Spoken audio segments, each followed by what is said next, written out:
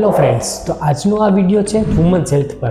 શું તમારા પણ પીરિયડ્સ ઘણા સમયથી અનિયમિત છે? તો પછી પીસીઓડી કે પીસીઓએસ તો નથી ને? અને જો તમારો જવાબ હા છે તો આ વિડીયો સ્કીપ ના કરશો. અનિયમિત પીરિયડ્સ, પીસીઓડી કે પીસીઓએસ, હોર્મોનલ ઇમ્બેલેન્સ, ગર્ભધારણમાં મુશ્કેલી, ફિમેલ ઇન્ફર્ટિલિટી, તો તમે એકલા નથી.